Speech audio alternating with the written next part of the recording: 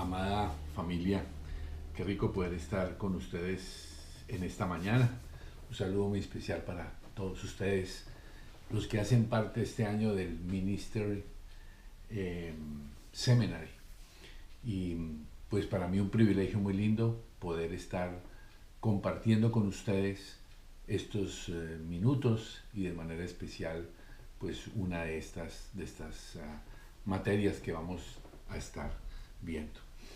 Es mi oración que sus vidas sean grandemente enriquecidas, que valoren la bendición que tienen, este privilegio precioso que tienen de capacitarse, de conocer del amor del Padre, de conocer de su palabra. Y pues disfrútenlo, esfuércense. Es un regalo muy especial que muchos quisieran tener. Así que para todos un saludo muy, pero muy especial.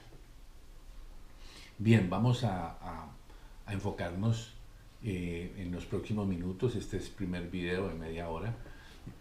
Vamos a hablar sobre la eclesiología. Y sobre eso pues vamos a tratar de dejar algunos conceptos básicos. Lo importante es que usted tenga el concepto básico de algunas cosas.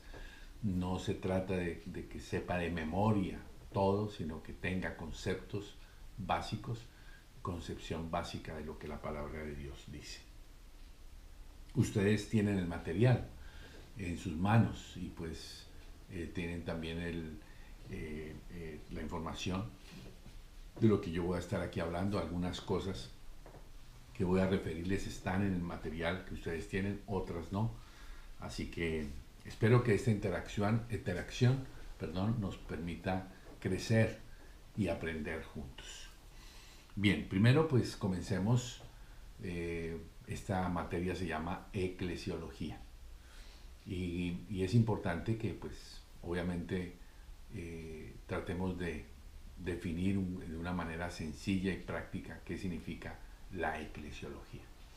Podemos decir que la eclesiología es tratar de definir, es comprender lo que la iglesia significa. Eso es la eclesiología.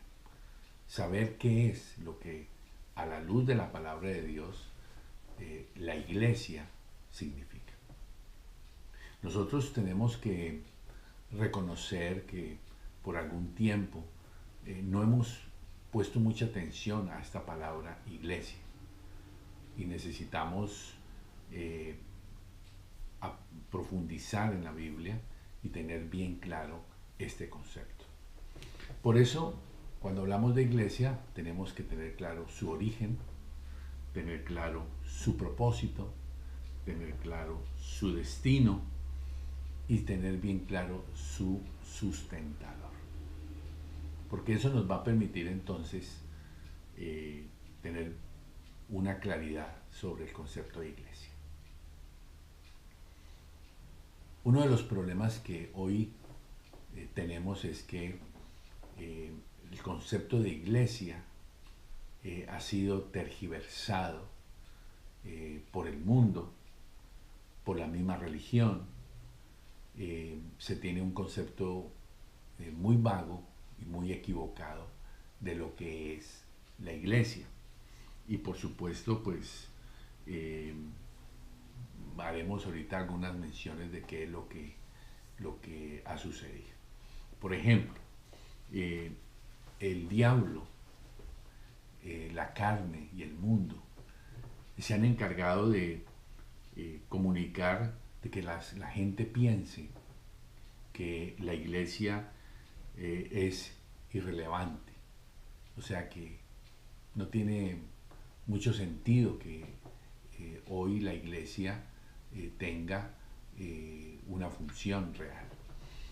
También ha hecho que el mundo piense que la iglesia no debe estimarse, no debe ser valorada, que la iglesia es aburrida,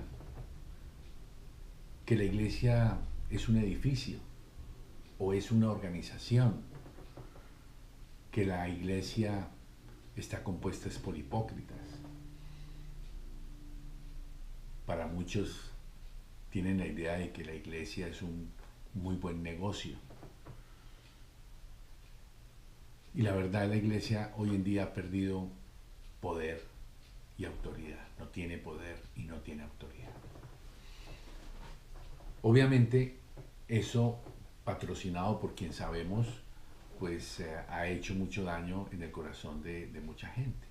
Y aún en el corazón de cada uno de nosotros, aún siendo cristianos, hemos sido bombardeados por esos conceptos equivocados y no hemos tenido bien claro lo que es la iglesia.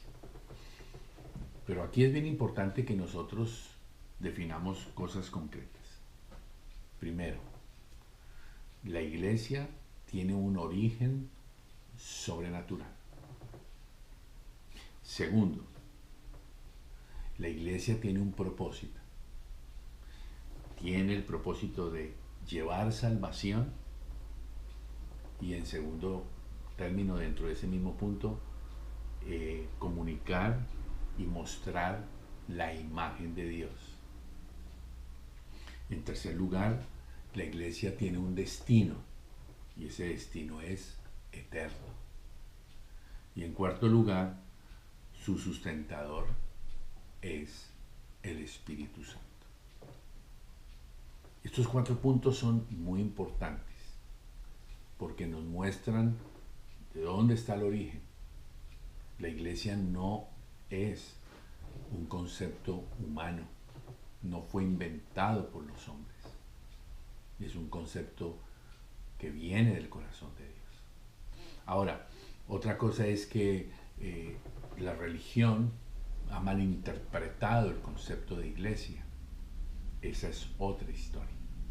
Pero nosotros tenemos que pedirle al Espíritu Santo que nos permita entender el origen inspirador de la iglesia viene del corazón de Dios.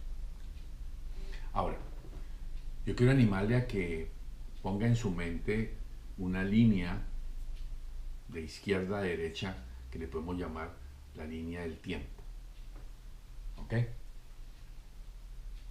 Y vamos a hablar de 7 instancias que nos van a ayudar a poner en perspectiva esto de la iglesia, para que la podamos entender desde un punto de vista macro, inicialmente. Entonces, en esa línea, ustedes pueden dibujar una línea de izquierda a derecha. Esa línea es la línea del tiempo. Y vamos a colocar como un primer evento, con un asterisco, vamos a poner el evento de la creación en primer lugar. Cuando Dios crea al hombre a su imagen y semejanza. ¿Cuál era el propósito de Dios? Mostrar su imagen a través de la creación. Y le entregó a Adán y Eva la oportunidad que lo hicieran. Sin embargo, ahora en la misma línea, un poco a la derecha, coloque otro asterisco y coloque el título La caída. Adán y Eva, la autoridad que Dios les entregó y la misión que Dios les entregó para que mostraran la imagen de Dios, ellos le entregaron esa autoridad al enemigo. Ellos decidieron vivir a su estilo y a su manera independiente. Y entonces, ese propósito que Dios había puesto en la creación a través de Adán y Eva, de mostrar la imagen de Dios y de cumplir su propósito, no fue posible. Primer punto, la creación. Segundo punto, la caída. Después de eso, entonces, en la línea, a continuación, coloque otro asterisco y se llama, póngale el nombre, Israel. El pueblo de Israel. Entonces Dios, al ver los varios fracasos que hubo con Adán y Eva, que comenzó con Adán y Eva, más los fracasos del diluvio, de la torre de Babel, Dios toma la decisión de formar un pueblo, levantar un pueblo. Y con Abraham toma esa decisión y le da la promesa, y entonces aparece un tercer punto clave, que es Israel. ¿Cuál sería el propósito de Israel? El propósito de Israel sería, como le dijo el Señor en Génesis 12 a Abraham: en ti serán benditas todas las naciones, todas las familias, perdón, todas las familias de la tierra. O sea que Dios le estaba entregando a Abraham y a ese pueblo de Israel la misión de llevar su imagen a todas las familias de la tierra. Ya sabemos la historia, todo lo que pasó con Israel. Israel desafortunadamente no cumplió tampoco con ese propósito. Entonces, a renglón seguido, dentro de la misma línea, ahora viene otro evento. Ya vimos el primero, la creación. Segundo, la caída. Tercero, Israel. Ahora, en cuarto lugar, vemos a Jesucristo. Dios cumple su promesa que había dado allá en Génesis capítulo 3, versículo 15, después de que Adán y Eva, el hombre, ha pecado. Da la promesa, cumple la promesa de Jesucristo. En Génesis 3:15 establece la promesa. Y allá en el Calvario, Dios cumple su promesa. A través de la vida de Jesús, su Hijo unigénito, significa único Hijo, ya Dios entonces toma la decisión de entregarlo en la cruz del Calvario, para que muriera por usted y por mí, muriera por la humanidad. En ese momento Jesús ya no es unigénito, sino pasa a ser primogénito, es decir, el hermano mayor. Es nuestro hermano mayor. Pero usted y yo, por Jesucristo, y al tomar la decisión de recibir a Cristo en nuestro corazón, entonces tomamos la bendición de ser hijos de Dios, amados con el mismo amor que Dios Padre ama a Jesús. Con el mismo amor con que ama Dios a Jesús, lo ama a usted y me ama a mí. Todo lo que es verdad para Jesucristo, como hijo mayor o como unigénito, es verdad para usted y para mí. Eso es lo que Dios hace a través de Jesucristo.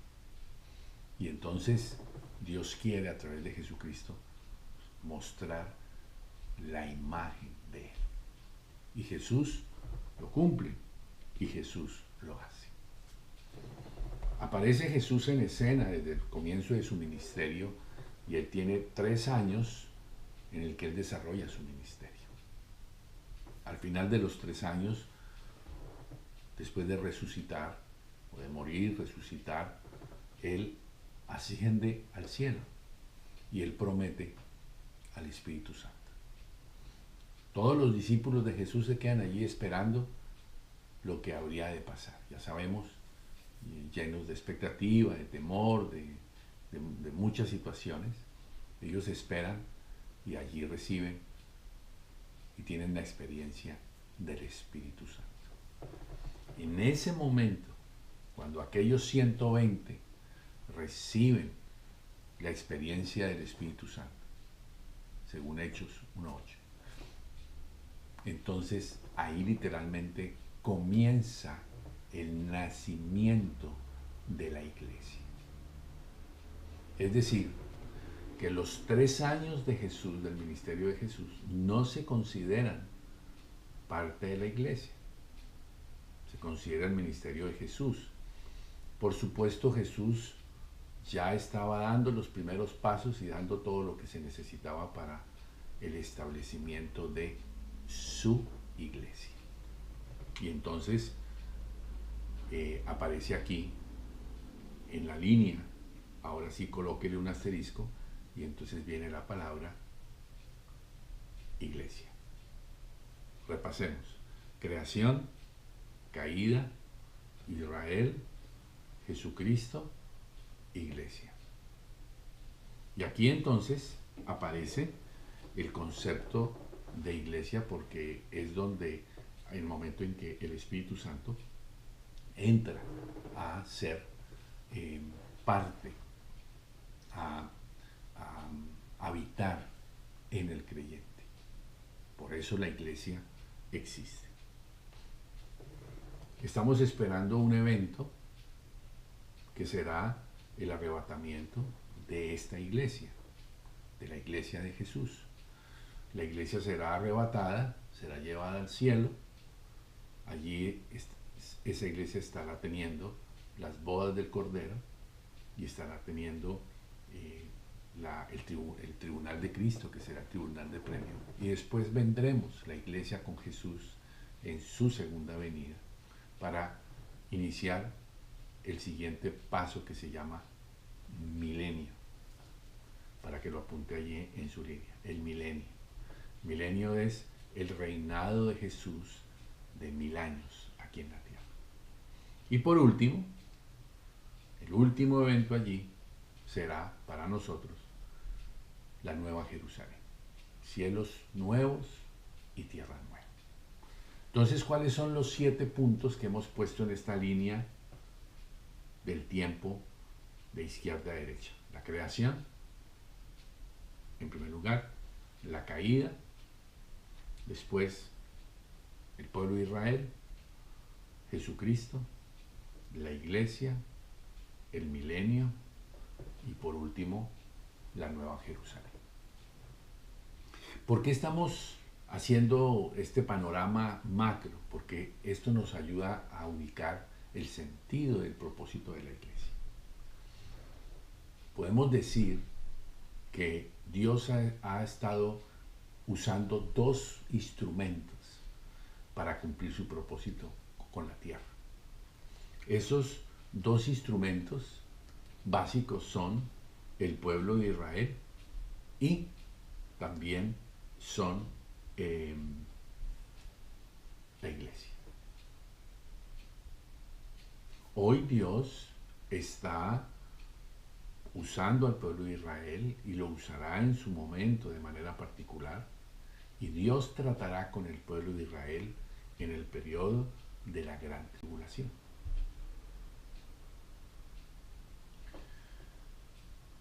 Por otro lado, desde hace 2000 años, 2000 años más, 2000 años menos, la iglesia está siendo usada por Dios, por el Espíritu Santo, para también cumplir un propósito. Ese propósito que Israel no quiso, de ganar el mundo para Cristo. La iglesia ha recibido esa comisión. Por eso para nosotros los que somos cristianos, para usted y para mí que hacemos parte de la iglesia, esto es claro y definitivo de que nosotros podamos entender que somos instrumentos de Dios. La iglesia hoy debe ser instrumento para cumplir ese propósito. Bien,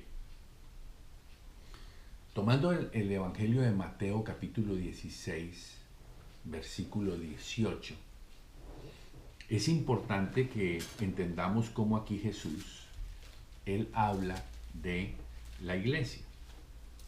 Y Él establece algo que es muy importante que nosotros lo tengamos claro. Dice, yo también te digo que tú eres Pedro, entre paréntesis. Es bien importante entender el concepto. Pedro.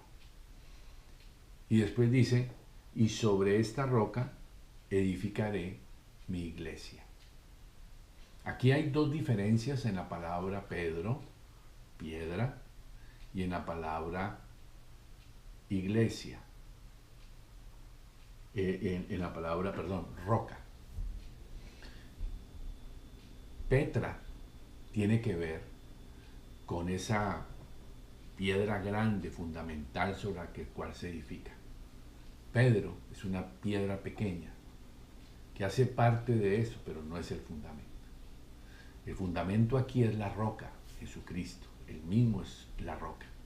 Pero Pedro también es importante porque va a ser parte clave para que pueda edificar la iglesia. Jesús dice, y sobre esta roca edificaré mi iglesia. O sea que quien va a edificar la iglesia es Jesús. Y Jesús mismo dice, mi iglesia. O sea que hay una definición clara de que esto no es de hombres. Eso no ha sido una idea humana, sino que le pertenece a Jesucristo. Por eso después vemos con el apóstol Pablo claramente se la describe como Jesús, que es la cabeza de la iglesia. Y dice, voy a edificar mi iglesia, o sea que es plan de Jesús edificar, levantar, construir su iglesia, y usted y yo hemos sido llamados a eso. Y finalmente en el versículo dice, y las puertas del Hades no prevalecerán contra ella. Y aquí es bien importante que entendamos esto. Dice que no prevalecerán. ¿Qué significa el verbo prevalecer? El verbo prevalecer significa la acción de cuando algo se mantiene sobre algo, una insistencia, prevalece sobre algo, tiene dominio sobre otra persona, otra circunstancia. ¿Y eso qué significa? Que aquí Jesús está anunciando que va a haber ataques contra la iglesia, pero que esos ataques no van a prevalecer contra la iglesia, pero sí va a haber los ataques. Y nosotros tenemos que estar preparados para eso. Y por eso a través del apóstol Pablo en todo el Nuevo Testamento se nos da y se nos enseña la bendición de esa comunión con el Espíritu Santo para que nosotros podamos oír las instrucciones, seguir las instrucciones y estar atentos, estar capacitados, colocarnos la armadura, toda la armadura de Dios, la que el apóstol Pablo nos enseña. No va a prevalecer, pero va a haber ataques.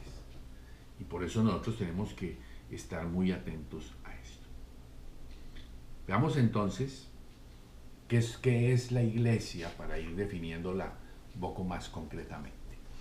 La iglesia son hijos de Dios genuinamente arrepentidos, lavados y perdonados por la sangre de Jesús,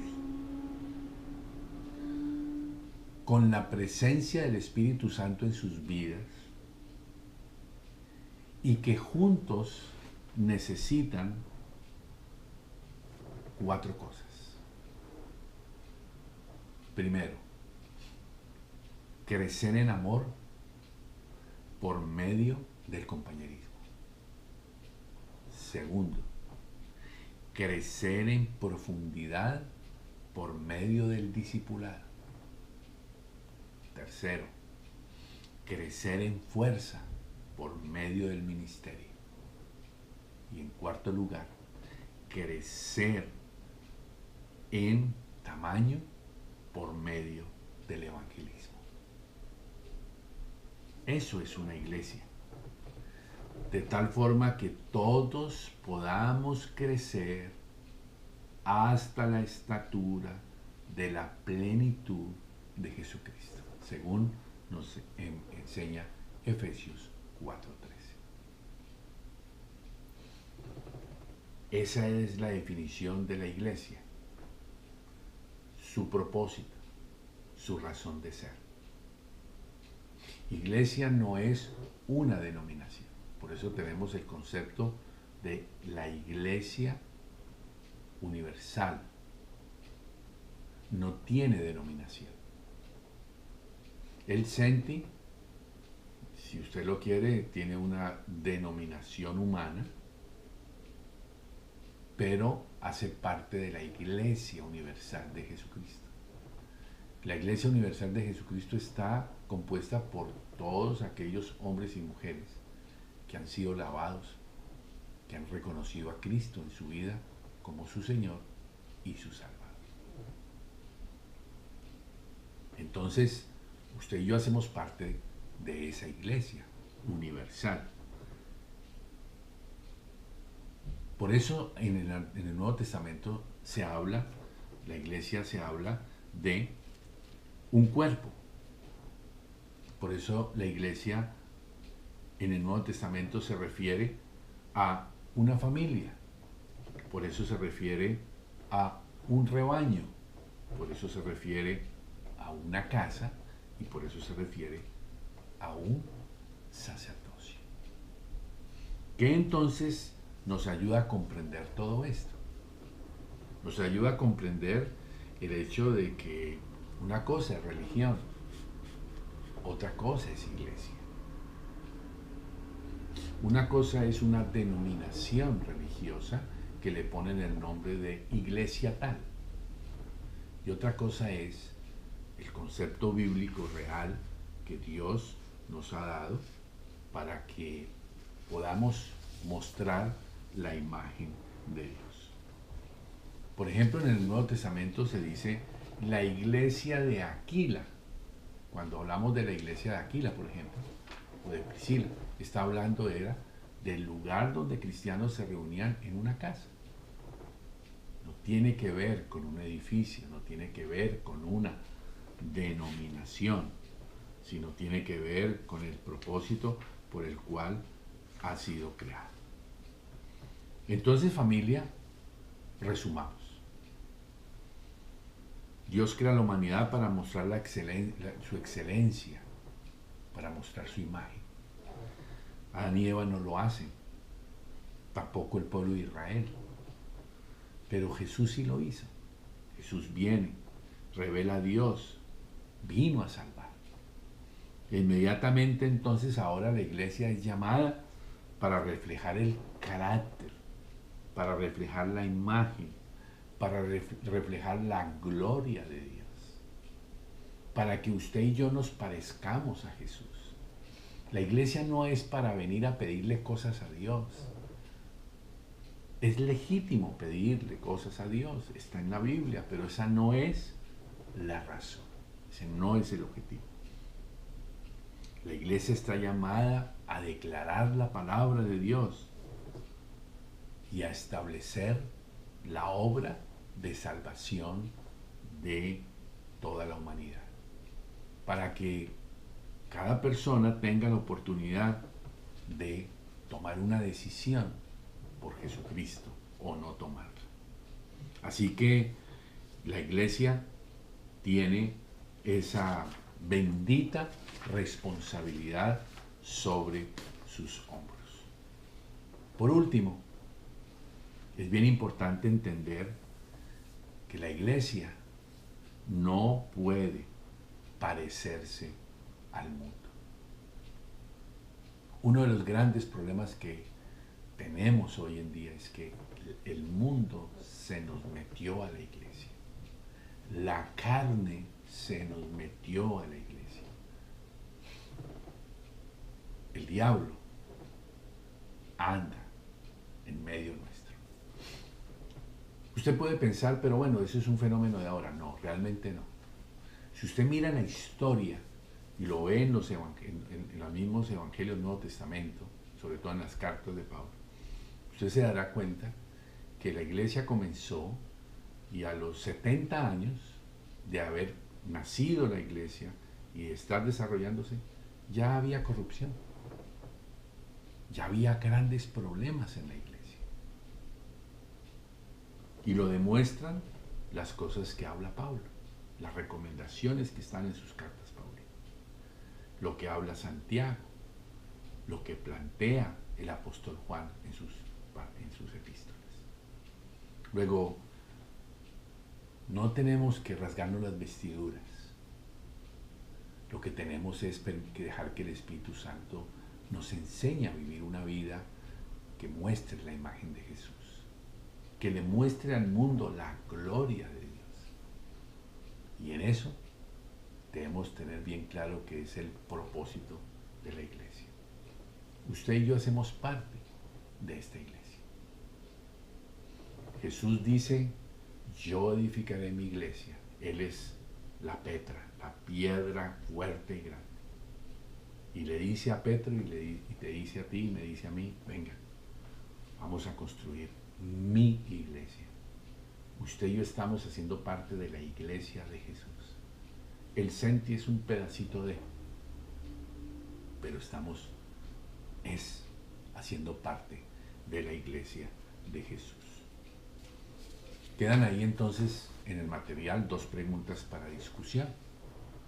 Si la iglesia está llamada a reflejar a Dios, ¿qué debería reflejar la iglesia acerca de Dios? ¿Cuáles son las cosas que una iglesia puede mejorar para tratar de reflejar a Dios de esta manera?